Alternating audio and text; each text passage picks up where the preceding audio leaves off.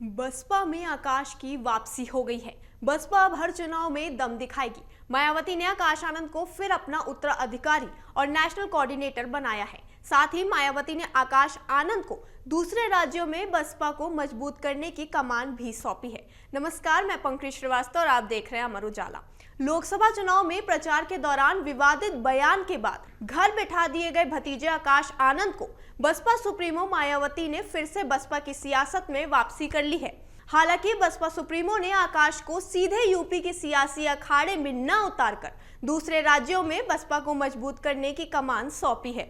वहीं मायावती ने दूसरे राज्यों के यूपी के 10 विधानसभा चुनाव में सभी सीटों पर बसपा के चुनाव लड़ने का ऐलान भी किया है। बसपा के राष्ट्रीय अध्यक्ष रविवार को यहां पार्टी कार्यालय में लोकसभा चुनाव के परिणामों की समीक्षा में आकाश को पार्टी के क्रियाकलापों में शामिल करने के साथ ही कई राज्यों में होने वाले विधानसभा चुनाव प्रत्याशी उतारने का ऐलान किया है।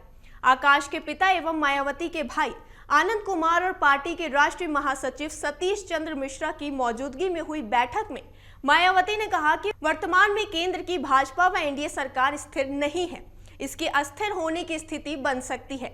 ऐसे में पार्टी के लोगों को पूरे देश में संगठन में मिशनरी लोगों का आगे करके पार्टी के जनाधार को बढ़ाना है। इस बार विरोधी पार्टियों द्वारा चुनाव में संविधान बचाओ जैसे अनेकों मुद्दों को लेकर किए गए गलत प्रचार से गुमराह होने की वजह से बसपा का जबरदस्त नुकसान हुआ है।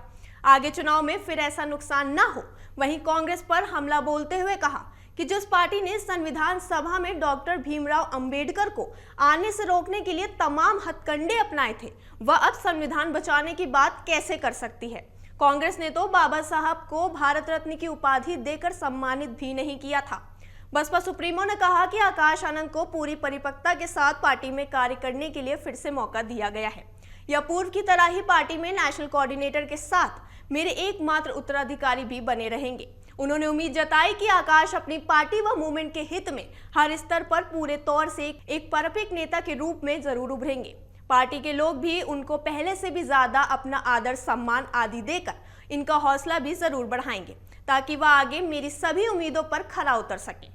वहीं बहुजन समाज पार्टी की राष्ट्रीय अध्यक्ष मायावती ने लोकसभा चुनाव की समीक्षा बैठक में शामिल होकर ये भी कहा कि पदाधिकारियों को देश भर में गहन सदस्यता अभियान चलाने के निर्देश दिए हैं। बसपा ने सदस्यता शुल्क को 200 रुपए से घटाकर 50 रुपए कर दिए हैं, ताकि ज्यादा से ज्यादा लोगों को पार्टी से जोड़ा जा सके। बैठक समाप्त होने के बाद पदाधिकारियों को सदस्यता अभियान की बुकलेट देकर वापस भेजा गया है। इससे पहले मायावती ने पदाधिकारियों से कहा कि जिन राज्यों में जल्द विधानसभा चुनाव होने वाले हैं, वहां लोकसभा चुनाव की गलतियों को दोहराना नहीं है। पार्टी को हर स्तर पर मजबूत बनाना है। देश के वर्तमान राजनीतिक हालात को देखते हुए पार्टी के लोगों को सचेत व हमेशा तैयार रहना है।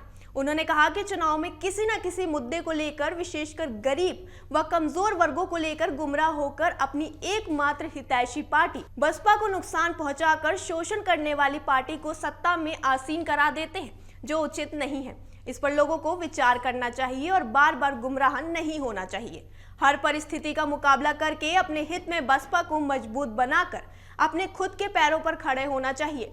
बसपा की इस रणनीति पर आपकी क्या राय है, हमें कमेंट सेक्शन में जरूर बताएं। और इस तरह की और अहम खबरों के लिए बने रहिए हमारे साथ और देखते रहिए अमर उजाला। अगर आप ये वीडियो YouTube पर देख रहे हैं तो हमारे चैनल को सब्सक्राइब करें और बेल आइकन को दबाना ना भूलें। अगर आप Facebook पर ये वीडियो देख रहे हैं तो हमारे पेज को लाइक करें।